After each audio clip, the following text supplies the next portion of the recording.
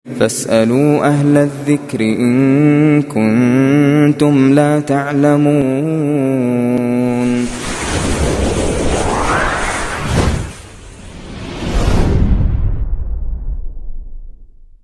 Klik tombol berikut untuk mendapatkan update ilmu yang insya Allah bermanfaat.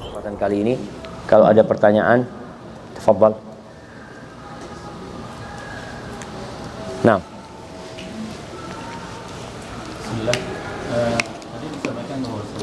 Mic-nya kasihkan ke beliau ya.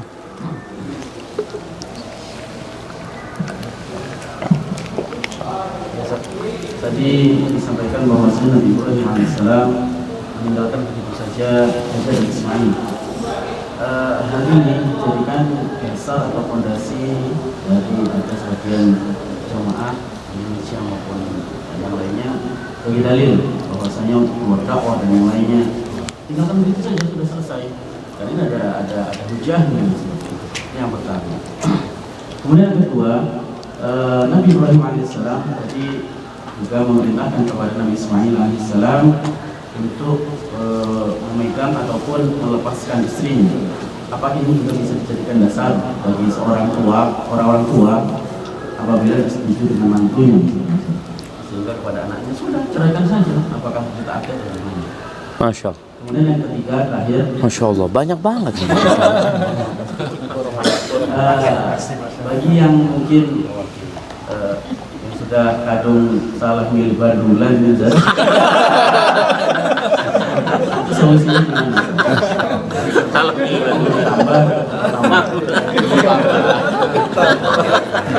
Salah milih barulan. Nah, iya, jamaah rahimakumullah. Yang pertama, bicara dakwah. Berdakwah ini ada orang tadi yang meninggalkan keluarganya, ya, meninggalkan istrinya tanpa memberikan nafkah kepada mereka dengan dalil Nabi Ibrahim alaihissalam. Jadi yang pertama ketahuilah dakwah ini fardu kifayah, ya. Fardu kifayah itu adalah kewajiban yang kalau sudah dilakukan oleh sebagian orang, yang lainnya nggak dosa. Sedangkan memberikan nafkah kepada anak dan istri ini fardu ain, bukan fardu kifayah. Artinya kalau kita nggak ngasih makan, yang lainnya wajib ngasih makan anak istri kita, enggak gitu loh. Kita yang punya kewajiban itu. Maka fardu ain itu lebih diutamakan daripada fardu kifayah, dan apalagi sudah ada yang mengerjakan sehingga kita tidak berdosa. Oleh karena itu Rasul sallallahu alaihi wasallam ketika beliau mengutus para sahabatnya berdakwah, nggak semuanya diutus. Ada orang-orang khusus, bahkan menantunya sendiri pernah diutus, seperti Ali bin Abi Thalib diutus ke Yaman, ya, bersama Abu Musa al-Asy'ari, sehingga pada waktu itu siapa yang menanggung kehidupannya, maka negara yang menanggung kehidupan mereka. Artinya ada pembiayaan dari negara, dan mereka juga akan mendapatkan gaji ketika mereka pergi dengan tugas tersebut. Adapun kisah Nabi Ibrahim dapat wahyu dari Allah Azza wa Jalla gitu loh. Maka yang kita ikuti adalah wahyu yang sudah Allah turunkan kepada Nabi kita Muhammad alaihi salatu wassalam. Kita wajib berdakwah, balighu anni walau ayat. Kata Nabi SAW, sampaikan dari aku walaupun satu ayat gitu. Tapi jangan sampai kita menyampaikan yang kita tidak mengetahui ilmunya. Ini para jamaah pulang dari sini harapannya bisa menjadi lentera yang menerangi paling tidak keluarganya. Mereka jadi faham tentang apa itu agama Allah Azza wa Jal. Dan biasanya jemaah umroh, jemaah haji itu dianggap oleh masyarakat lebih dari yang lainnya gitu. Maka tolong jadilah contoh di masyarakat. Itu yang pertama. Yang kedua, apa yang kedua? Oh iya, orang tua. Apakah anak harus taat sama orang tua ketika orang tua memerintahkan agar dia menceraikan istrinya, atau agar sang anak menggugat cerai suaminya? Ini terjadi. Jadi kadangkala ada orang tua yang minta putrinya agar berpisah sama suaminya, atau ada seorang ibu yang nyuruh putranya menceraikan istrinya. Apakah harus taat? Tergantung kondisinya. Pernah datang seorang kepada Abu Musa al-Asy'ari. Dia mengatakan, Abu Musa apa Abu Darda, anda lupa. Dia mengatakan bahwasanya inna ummi, ibuku nyuruh aku nyeraikan istriku. Apakah aku harus taat kepada dia? Maka kemudian sahabat ini mengatakan, aku tidak menyuruhmu untuk menceraikan istrimu, dan aku juga tidak menyuruhmu untuk tidak menceraikan istrimu. Gitu. Namun aku mendengar sabda Nabi SAW, al-walid awsatu abwabil jannah. Orang tua itu pintu surga yang paling indah. Jemaah. Pintu surga ada berapa? Ada 8 ya. Ada pintu jihad, ada pintu rayyan, ada pintunya ilmu, ada pintunya sholat. Tapi ternyata dari semua amalan itu, pintu surga yang paling indah adalah berbakti kepada orang tua. Gitu. Maka kalau engkau mau, engkau jaga itu pintu. Tapi kalau engkau mau, ya engkau nggak usah jaga itu pintu. Terserah engkau. Jadi diserahkan kepada orang ini. Al-Imam Ahmad bin Hanbal pernah datang seorang kepadanya mengatakan, ya Imam, ayahku nyuruh aku menceraikan istriku. Apa kata Imam Ahmad? Jangan kau ceraikan istriku. Loh, kok gimana aku jangan ceraikan istriku? Bukankah dulu Umar bin Khattab pernah menyuruh Abdullah bin Umar untuk menceraikan istrinya? Akhirnya dia menceraikan istrinya. Iya. Hatta yakuna abuk mithl Umar. Sampai bapakmu kayak Umar, baru kau taati bapakmu. Artinya kalau orang tuanya tadi seperti Nabi Ibrahim, orang tuanya seperti Umar bin Khattab, yakni orang soleh yang dia tahu dengan maslahat anaknya. Dia melihat anaknya ini salah pilih istri gitu. Dia ngelihat anaknya sejak menikah jadi durhaka sama orang tuanya. Jadi sholat yang biasa ke masjid nggak ke masjid. Yang biasanya taat sama Allah, hidupnya berubah gitu. Gara-gara nih menantu. Maka orang tua melihat hal itu, menyuruh anaknya menceraikan istrinya. Tatkala itu ya anak taat. Karena ini dalam kebaikan. Ahibati fillah, cerai ini perbuatan yang paling dicintai oleh iblis. Cerai, subhanallah ya. Makanya kalau orang mau bercerai, tolong mikir dulu. Ada surat di dalam Al-Quran namanya surat At-Talaq. Baca tuh surat At-Talaq. Bukan karena kita mau bercerai, tapi kita perlu punya ilmunya. Allah mengatakan, ya ayyuhan nabi, idza talaqtumun nisa fatalliquhunna li'iddatihinna wa ahsul iddah. Wahai nabi, apabila kalian hendak menceraikan istri-istri kalian, maka ceraikan mereka dalam masa iddah mereka. Artinya seorang suami ketika hendak menceraikan istrinya, dia harus berpikir. Karena ternyata ada cerai yang sesuai dengan sunnah, ada cerai yang bid'ah. Cerai yang sesuai dengan sunnah itu cerai dalam kondisi istri hamil. Sebagian orang nih mau menceraikan istrinya hamil, kesian nanti aja kalau sudah melahirkan. Enggak, ceraikan dia ketika hamil.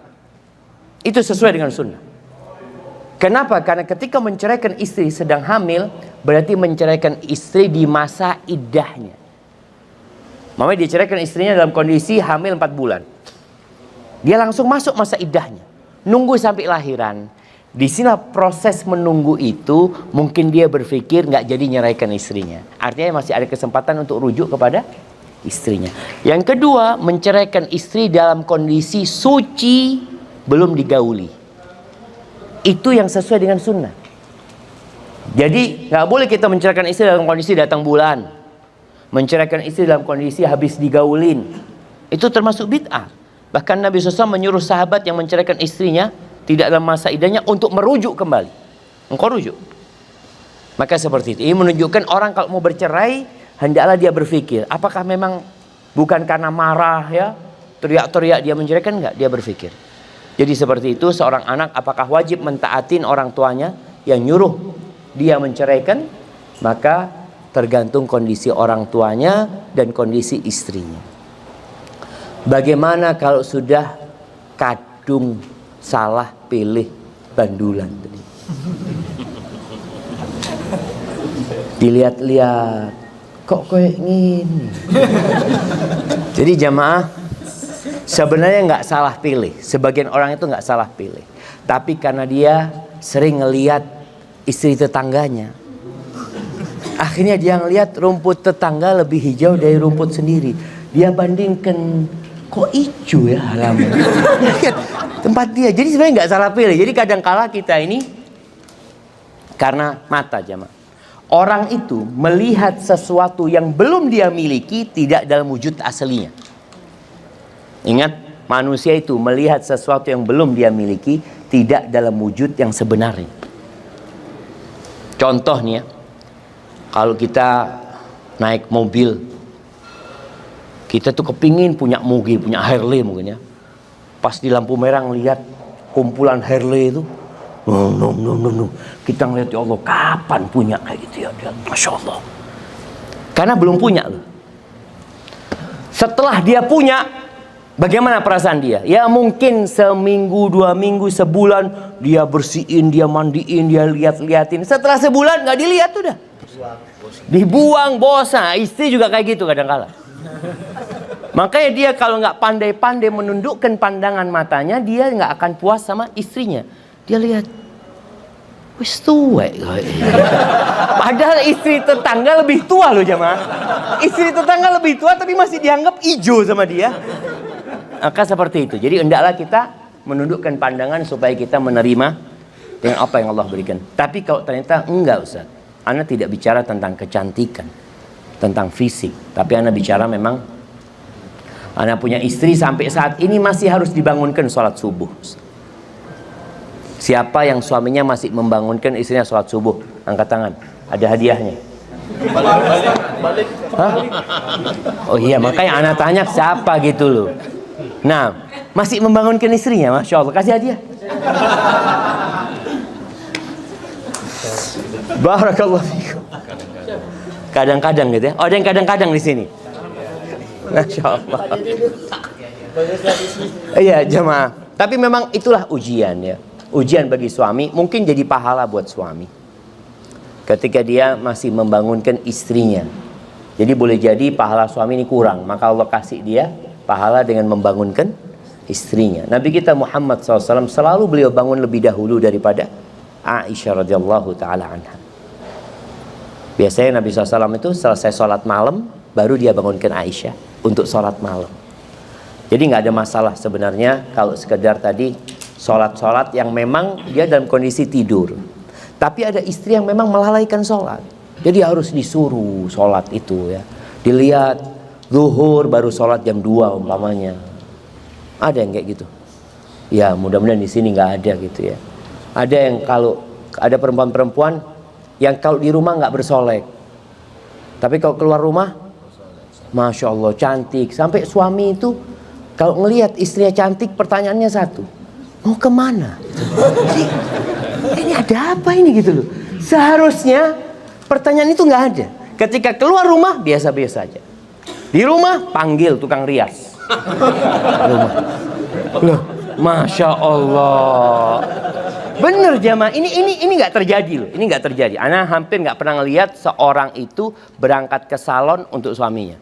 Artinya dia berias untuk suaminya. Yang ada berias untuk kondangan. Betul ibu-ibu? Maka sekarang dirubah. Jadi kalau suaminya ngelihat cantik, oh buat aku ini. Tapi kalau ngelihat umpamanya nggak berhias, oh mau keluar ya? Iya. Nah, barakallahu. Jadi intinya kalau memang tadi kita ternyata punya istri yang ya masih harus disuruh semuanya, ya berusaha untuk bersabar. Selama masih bisa diperbaiki, insya Allah kita bersabar. Tapi ada kondisi yang kayaknya udah kayak ceritanya istrinya Nabi Ismail tadi jamaah, sudah curhat sama orang luar tentang kehidupannya ini itu, melarat hidupnya, maka lebih baik ganti istri. Kalau nggak mau ganti bandulan. Kalau nggak mau ganti memang boleh nambah. Jadi begini, Allah Azza wa Jalla mengatakan wa'ashiruhunna bil ma'ruf. Pergauli istri-istri kalian dengan cara yang patut. Fa in karihtumuhunna. Kalau kalian benci sama istri-istri kalian, apa kata Allah? Sabar. Fa asa an takrahu syai'an wa yaj'alallahu fihi khairan katsir. Bisa jadi yang kalian benci di situ ada banyak kebaikan. Maka para suami dianjurkan untuk melihat kepada kelebihan istri, bukan melihat kepada kekurangannya. Selama kekurangannya itu ya masih bisa ditoleransi, maka lihatlah kepada kelebihannya. Begitu jadinya. Barakallahu fikum. Baik, pertanyaan dari ibu-ibu sekarang. Nah, silahkan kirimkan mic ke belakang.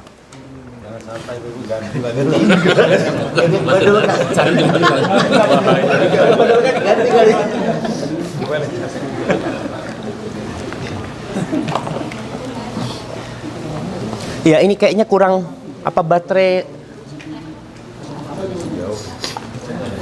mic-nya. Suaranya terdengar nggak? Iya, kayaknya baterainya habis itu. Ya, terdengar. Silakan. Afwan, ini sebetulnya pertanyaan kemarin waktu tur kota Madinah terkait surat Al-Baqarah 214 yang bunyinya kalau tidak salah, jangan kalian mengira bahwa kalian akan masuk surga sementara kalian belum dicoba oleh cobaan seperti orang-orang terdahulu. Saya jadi kepikiran apakah ini berlaku dengan umat-umat Rasulullah pada saat ini, karena saya pribadi melihat bahwa kita sangat diberikan sekali kemudahan oleh Allah. Contohnya misalnya untuk pergi ke kota Mekah kita bisa naik pesawat, sementara zaman dahulu harus naik unta berhari-hari. Dan apakah ini juga terkait dengan istiqlal jauhnya kita? Jadi saya jadi takut apakah ini salah satu Allah memanjakan kita, tapi sementara Allah tuh murtakan kita. Subhanallah. Siap, Masya Allah. Barakallahu fiik. Mic-nya? Ya, kayaknya baterainya perlu diganti, Ustaz Nabil. Tuh. Ayo.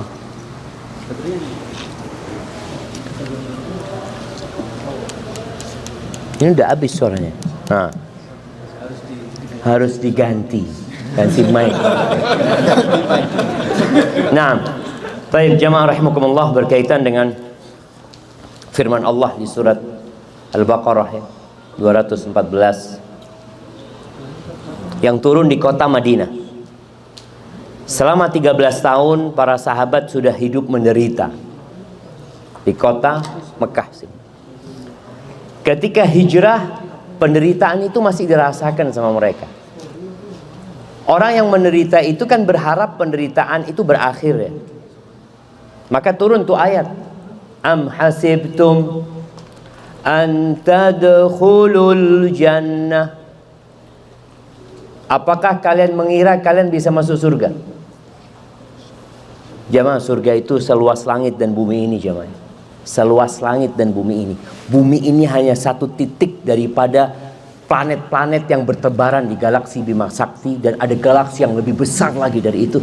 Kecil bumi ini, jamaah. Itu luasnya seluas langit dan bumi.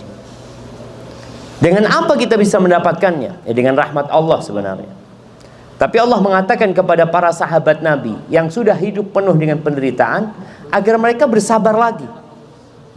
Karena kalian belum ditimpa seperti apa yang menimpa umat-umat sebelum kalian. Bayangkan apa yang menimpa umatnya Nabi Musa. Bayi laki-laki mereka disembelih hidup-hidup.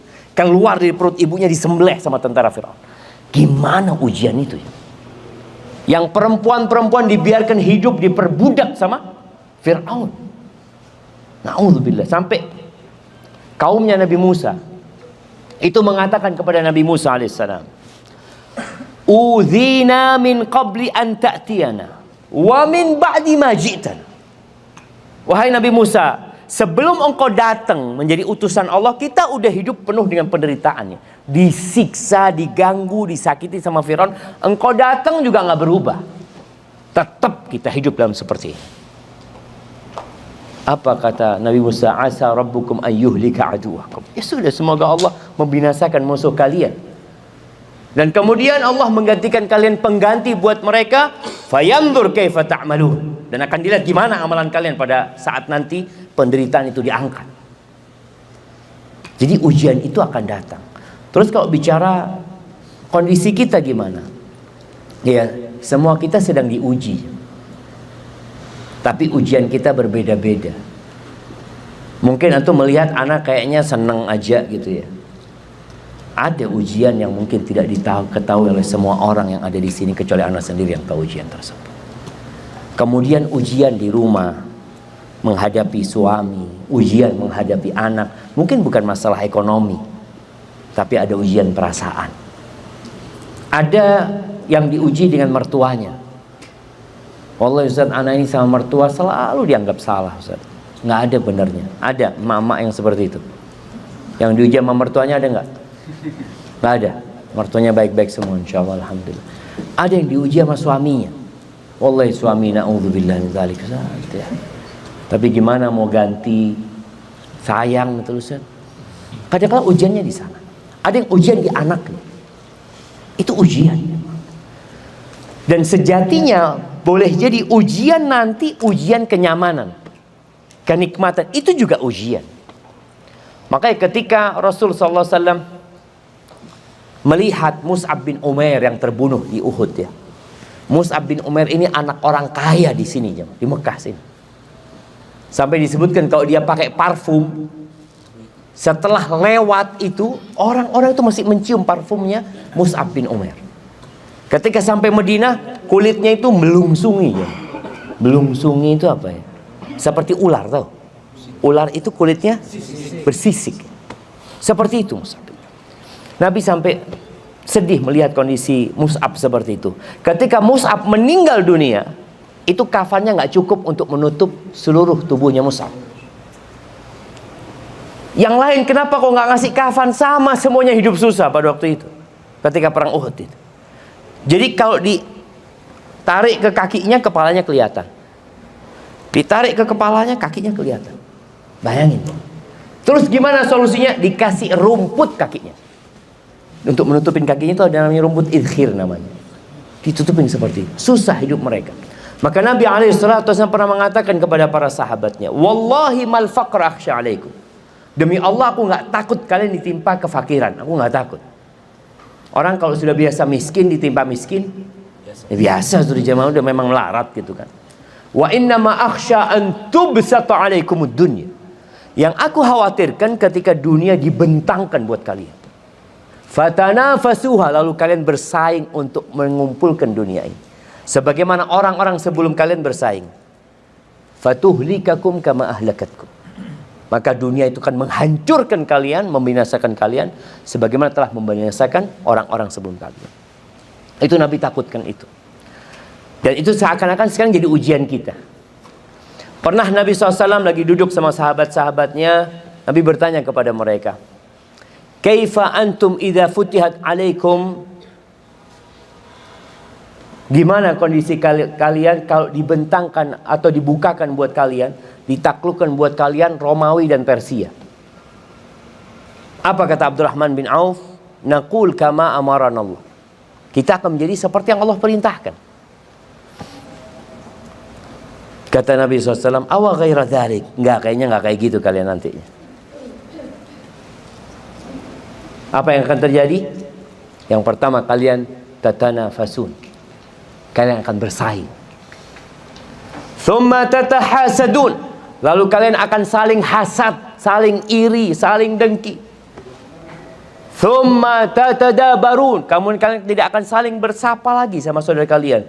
Tsumma tatabaghadun. Kemudian kalian akan saling bermusuhan sama saudara kalian. Dan seakan-akan itu yang jadi ujian kita sekarang. Tapi sepertinya mungkin sebagian kita masih diuji dengan kesulitan ekonomi, dengan penyakit ya. Ada orang yang secara finansial mungkin cukup cuma, tapi Allah kasih kanker sama dia. Anda lihat, ada orang-orang Masya Allah ini berduit banget nih orang. Seakan-akan orang melihat kayaknya nggak pernah diuji orang ini, padahal dia dikasih kanker sama Allah, yang membuat makanan setiap hari yang dia makan tuh nggak ada rasanya. Yang ada dalam benak dia, orang kalau kena kanker nih kayaknya sudah nunggu mati. Anda sampaikan kok orang kena kanker, yang hidup nunggu mati, yang sehat nunggu mati. Bukan cuma antum yang nunggu mati. Jangan dipikir kalau kena penyakit kemudian nunggu mati. Yang sehat sama nunggu mati kita semua. Dikasih ujian, jadi semua dikasih ujian sebenarnya. Maka sebagian salafus soleh itu kalau sudah setahun hidup kok senang-senang aja ya, nggak ada musibah yang nimpa, dia takut. Jangan-jangan ini masuk istidraj tadi. Allah Azza wa Jalla mengatakan laisa bi amanikum wala amani ahli kitab man ya'mal su'an yujza bihi. Kata Allah, siapa berbuat jahat pasti dibalas. Semua yang berbuat dosa pasti dibalas ya. Nggak ada ceritanya nggak ada balasan. Ketika ayat itu turun, Abu Bakar Siddiq, kembali lagi jamaah, semua orang di antara kita nih yang paling takut sama Allah siapa? Yang paling kenal sama Allah, yang paling ngerti tentang Allah itu paling takut sama Allah, nggak akan meremehkan dosa. Ini Abu Bakar datang kepada Nabi SAW, ya Rasulullah, kalau setiap kita berbuat dosa dibalas sama Allah, binasa kita. Itu Abu Bakar aja. Kita kadang-kadang seharian merasa nggak berbuat dosa. Apa kata Nabi SAW? Ya Abu Bakar, awatamrat. Abu Bakar, engkau pernah sakit nggak? Iya Rasulullah. Ya, engkau pernah merasakan gundah gulana, capek, lelah. Semua itu adalah balasan dari dosa-dosa kita, saudara. Jadi yang kakinya pecah-pecah, Anda sudah mulai pecah-pecah kakinya. Kenapa Anda pakai kaos kaki? Anda lihat, dosa ini. Kita ingat, kita ini banyak dosa. Yang bibirnya pecah-pecah, udah pecah-pecah bibirnya. Masya Allah. Kita kan merasa, Ustaz, udaranya kering, Ustaz, ini itu. Yang disalahkan udaranya. Boleh jadi kita punya dosa, dikasih itu pecah-pecah di bibir kita. Itu adalah balasan dari dosa-dosa kita. Jadi memang ketika orang, Allah mengatakan kepada nabinya, ya ayyuhan nabi, qul li azwajika in kuntunna turidna al-hayata ad-dunya wa zinataha fata'alaina umatti'kunna wa usarrihkunna sarahan jamila. Artinya istri-istri Nabi pernah dalam kondisi menuntut sama Nabi SAW. Urusan dunia yang dituntut sama mereka. Maka Allah menyuruh nabinya, sebelum turunnya ayat ini, Nabi SAW pernah memboikot istrinya selama 1 bulan. Ditinggal semua istrinya. Beliau akhirnya bermalam, tidur di salah satu rumah di kebun para sahabat. 1 bulan. Setelah 1 bulan turun ayat ini. Akhirnya dipanggil satu persatu istrinya. Katakan wahai Nabi kepada istri-istrimu, kalau yang kalian inginkan adalah kehidupan dunia, kenikmatan dunia, kemewahan dunia, fata'alaina, kemari kalian semua, aku kasih harta buat kalian, aku berikan mut'ah, kenikmatan dari dunia ini, kemudian kalian gak bisa lagi bersamaku selama-lamanya. Sudah, aku akan berpisah dengan kalian dengan perpisahan yang indah. Sudah selesai. Jadi Allah menyuruh nabinya memberikan pilihan kepada istrinya. Nggak bisa seorang suami yang berdakwah kalau ternyata rumah tangganya selalu ribut gitu loh jamaah. Itu akan mengganggu emosional seorang suami. Maka akhirnya diputuskan sama Allah, udah kalau mereka memang ingin dunia udah selesai. Wa usarrihkunna sarahan jamila. Aku akan ceraikan kalian dengan perceraian yang indah. Artinya kita berpisah baik-baik sudah. Tapi kalau untuk melanjutkan nggak bisa. Kalau masih ambisinya dunia. Wa in kuntunna turidna Allah wa rasulahu wad daral akhirah fa innallaha a'adda lil muhsinati minkunna ajran 'azima. Tapi kalau ambisi kalian adalah Allah, yang kalian cari adalah Rasulnya, yang kalian inginkan adalah kehidupan akhirat, maka sesungguhnya Allah menyediakan pahala yang besar buat orang-orang yang berbuat baik di antara kalian. Maka seperti itu Nabi memanage ya. Jadi Rasulullah SAW dibalik kasih sayang beliau, dibalik kelembutan beliau yang sering kita dengar, tapi beliau juga tegas. Jadi kalau sudah urusannya urusan agama, urusannya urusan akhirat, maka Nabi tegas. Itu yang terjadi. Tapi Nabi bersabar. Ada hal-hal di dalam rumah itu yang wajar terjadi dengan wanita. Nih cerita di Mekah ini, ada satu istri Nabi yang paling dicintai Nabi SAW. Siapa? Khadijah radhiyallahu ta'ala anha. Anak kalau baca tentang Khadijah itu nggak kebayang bagaimana Khadijah ini. Sampai Allah Azza wa Jalla kirim salam sama Khadijah. Bayangin nih, Allah yang menciptakan Khadijah, Allah kirim salam sama Khadijah. Bagaimana ketika Nabi sedang SAW bersama Jibril, tahu-tahu datang Khadijah dalam kondisi sudah tua renta. Khadijah nih jamaah, meninggal umurnya 65 tahun Khadijah itu. Membawa makanan atau minuman, kata Jibril AS, hadi Khadijah. Muhammad tuh Khadijah datang tuh kata dia. Kalau dia sampai ke sini, Fa'aqri'ha min rabbiha salam. Sampaikan Tuhannya kirim salam sama dia. Bayangkan, Tuhan yang menciptakan Khadijah kirim salam sama salah satu hambanya. Wa minni, dan aku juga kirim salam, kata Jibril. Wa basyirha bi baitin fil jannah min qasabin la sakhaba fihi wala nasab. Dan kabarkan kepada dia, Allah sudah sediakan buat dia rumah di surga, terbuat dari mutiara, yang nggak ada suara-suara nyesakkan hati, yang nggak ada kelelahan. Karena Khadijah capek loh jamaah. Bagaimana lelahnya dia, suaminya dijelek-jelekan sama penduduk Mekah. Bagaimana dia dengar orang-orang mengatakan suaminya sahir, penyihir, dukun. Nih ibu-ibu kalau dengar suaminya dijelek-jelekan sama orang, sempit dadanya. Itu Khadijah mendengarkan itu. Maka Allah kasihkan buat dia rumah yang nggak ada lagi suara-suara sumbang itu. Nggak ada lagi keletihan. Makanya bagaimana Nabi SAW mengenang jasa Khadijah. Aisyah itu istri yang kalau ditanya siapa istri Nabi yang paling Nabi cintai? Aisyah. Apa kata Aisyah? Aku nggak pernah cemburu dengan istri-istri Nabi yang lain seperti kecemburuanku kepada Khadijah. Padahal aku nggak pernah ngelihat Khadijah. Nggak pernah ngelihat Khadijah. Artinya Aisyah radhiyallahu taala anha menikah dengan Nabi SAW, Khadijah udah meninggal dunia. Kenapa? Karena seringnya Nabi SAW menyebut nama Khadijah. Dan juga kalau Nabi punya rezeki, potong kambing, apa kata Nabi SAW? Kirimkan ke saudara-saudaranya Khadijah, kepada sahabat-sahabatnya Khadijah. Pernah suatu hari kata Aisyah, aku itu nggak tahan dengan kecemburuanku terhadap Khadijah. Maka Aisyah mengatakan, ya Rasulullah, engkau ada apa sih sama perempuan tua renta itu? Yang ya bibirnya udah merah, udah tua renta, kata dia. Allah sudah kasih ganti buat engkau yang lebih baik dari dia. Maksudnya dia gitu kan. Itu Nabi SAW marah. Apa kata Nabi SAW? Wallahi ma abdalani Allah bi khairin minha. Demi Allah, Allah tidak memberikan ganti kepada aku yang lebih baik dari dia. 9 istri Nabi itu tetap kalah dengan satu yang namanya Khadijah. Mereka tidak menggantikan posisi Khadijah di hati Nabi SAW. Nabi mengatakan kepada Aisyah, engkau tahu Aisyah, ketika penduduk Mekah mendustakan aku, dia yang percaya sama aku. Dia yang mendukungku tatkala mereka mensia-siakan aku. Kemudian diceritakan aku punya anak juga dari dia, kata dia. Itu Aisyah sebulan penuh, kata Aisyah. Nanti kalau ketemu Nabi lagi, Nabi tanya, Aisyah, madza qulti fi Khadijah? Apa kata engkau tentang Khadijah? Kata Aisyah, diam. Besoknya ketemu lagi, tanya lagi. Terus Aisyah benar-benar merasa bersalah ya, karena menyakiti wanita yang Allah kirim salam sama dia, jemaah. Subhanallah. Jadi begitu kalau bicara bagaimana, ini pertanyaan apa tadi, jemaah?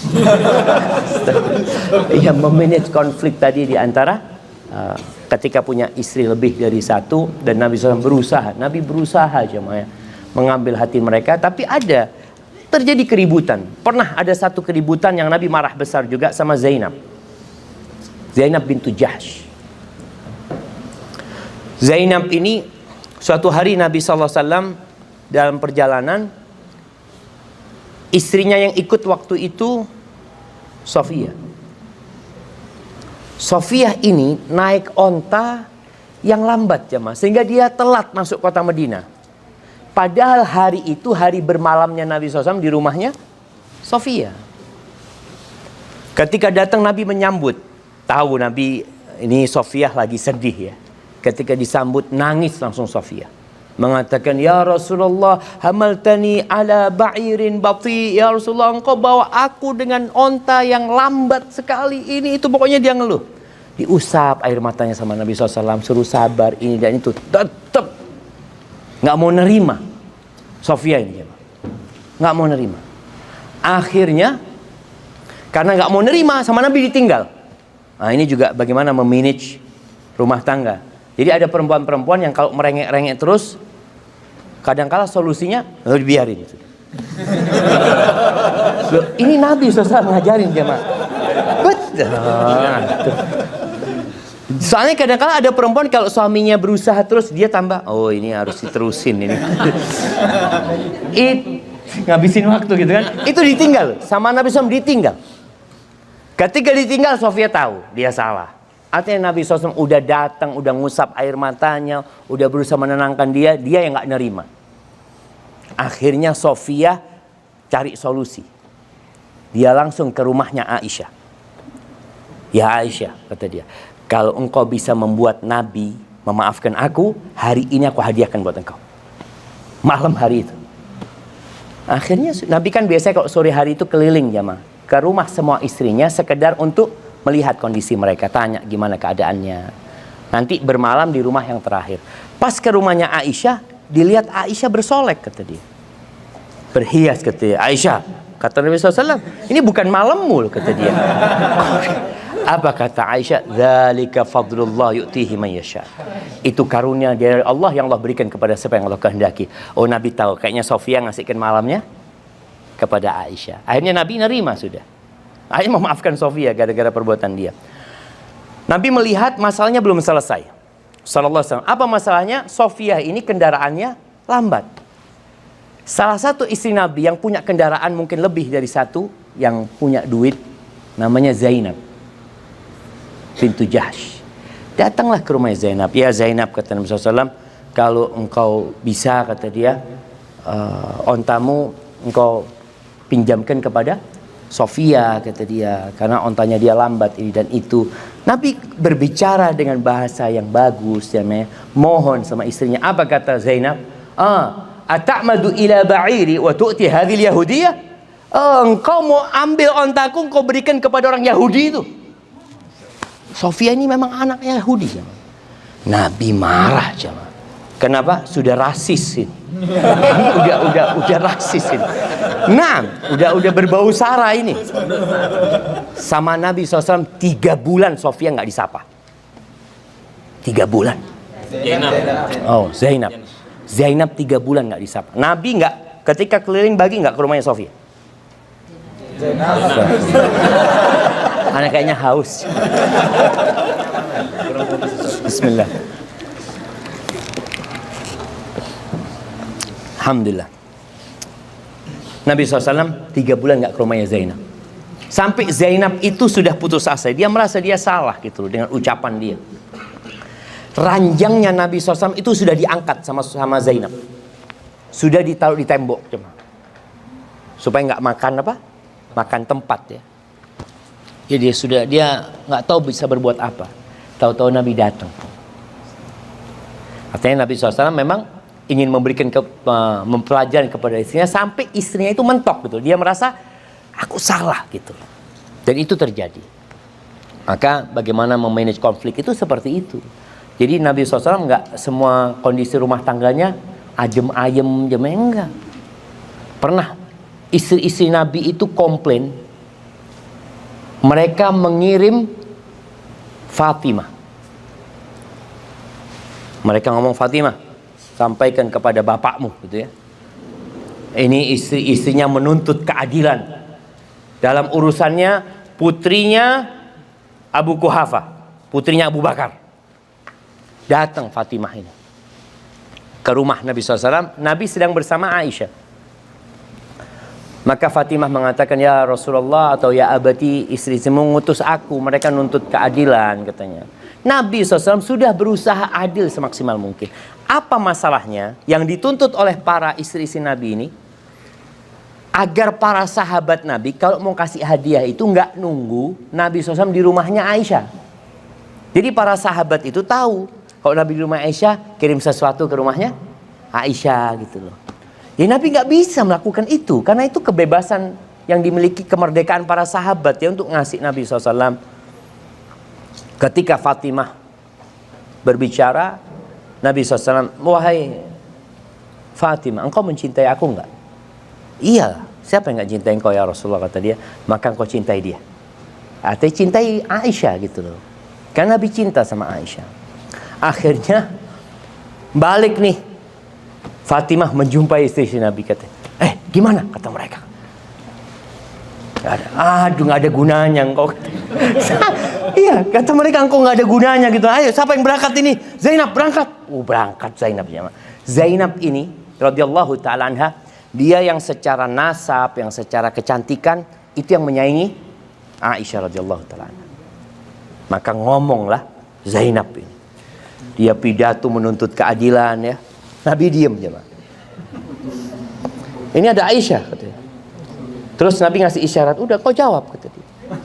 Jawab Aisyah nih jemaah. Jawab sampai Zainab gak bisa ngomong. Kata Nabi SAW, hadhihi bintu Siddiq. Ini putrinya Abu Bakar. Zainab pulang akhirnya. Akhirnya kadang-kala Rasulullah SAW memberikan ruang untuk dialog itu antara istri-istrinya. Jadi nggak selalu Rasulullah SAW yang ngomong gitu loh. Karena kadang-kala kan kalau beliau yang ngomong nanti engkau belain dia gitu loh. Ya udah, masalahnya kan antara ini perempuan-perempuan udah ribut di antara mereka, Nabi menyaksikan. Pernah terjadi di rumah Nabi SAW, subhanallah, kejadian-kejadian indah. Saudah radhiyallahu ta'ala itu kan istri Nabi yang paling tua jemaah. Aisyah istri Nabi SAW yang paling muda. Pernah Saudah ini, kan Nabi udah gak nginep di rumahnya Saudah. Saudah kadang-kala datang ke rumah Nabi SAW. Aisyah lagi bikin adonan. Jadi Nabi duduk di tengah SAW. Satu pahanya, satu kakinya di pangkuannya Aisyah, satu di pangkuannya Saudah. Aisyah bikin adonan. Kata Aisyah, kuli, makan ini adonan. Ini belum jadi roti jemaah, masih adonan, disuruh makan Saudah. Enggak kata Saudah, enggak mau kata dia. Apa kata Aisyah? Engkau makan atau aku raupi. Apa jemaah? Raup. Aku usapkan ke wajahmu gitu. Itu Aisyah ngomong gitu sama Nabi di tengah. Saudah enggak kata dia. Bener Aisyah. Diambil itu adonan, ditaruh di mukanya Saudah. Oh kata Nabi SAW, Nabi di tengah loh, ngelihat ini ribut. Akhirnya kaki Nabi yang di mana? Yang di kakinya Saudah diangkat. Biar Saudah bisa balas. Nah, ambil itu Saudah diusap di mukanya Aisyah. Nabi cuma ketawa, Allah ini dua orang. Jadi seperti itu. Jadi orang yang punya istri lebih dari satu memang butuh kesabaran ekstra aja. Kalau enggak, jangan. Lebih baik satu. Anak satu ruwet. Jadi mungkin seperti itu. Maka kalau mau mempelajari itu, dibacalah firman Allah Azza wa Jalla tentang laqad kana lakum fi Rasulillah uswatun hasanah. Telah ada di diri Rasulullah SAW suri tauladan yang baik dalam semua kondisi. Jadi kalau ceritanya Nabi Ibrahim bagaimana memanage, wallahu alam, salah satunya memang ada beberapa riwayat ya yang Nabi Ibrahim menghindari kecemburuan Sarah itu dengan menyuruh Hajar untuk pindah dari sana. Tapi pindahnya Hajar itu karena wahyu Allah Azza wa Jalla, bukan karena kecemburuan Sarah kepada Hajar. Sebenarnya itu pendapat yang lebih kuat atau riwayat yang lebih sahih. Adapun pertanyaan kedua, apa tadi jemaah? Nah, apa pertanyaan kedua tadi? Jamaah yang tanya, yang masih menyimak.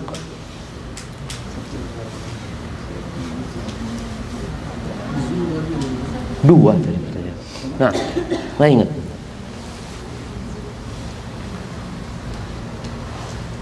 Baik, karena ustadznya lupa dan jamaahnya juga nggak connect lagi. Jadi Zoom ini menariknya gitu jamaah. Ada jamaah tanya, terus dia ke dapur kemana?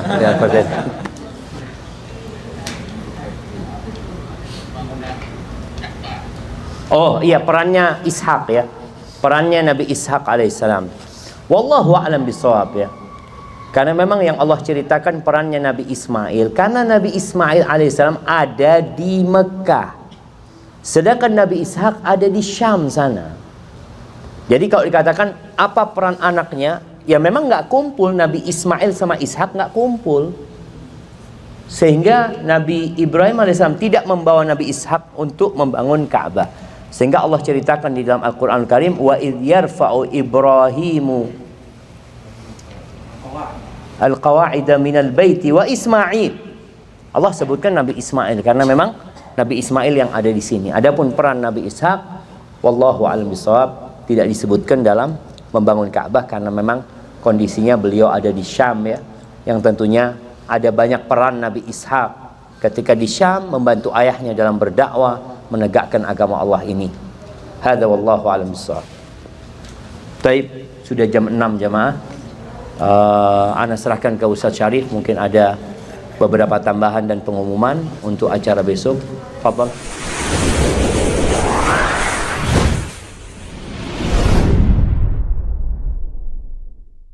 Klik tombol berikut untuk mendapatkan update ilmu yang insya Allah bermanfaat.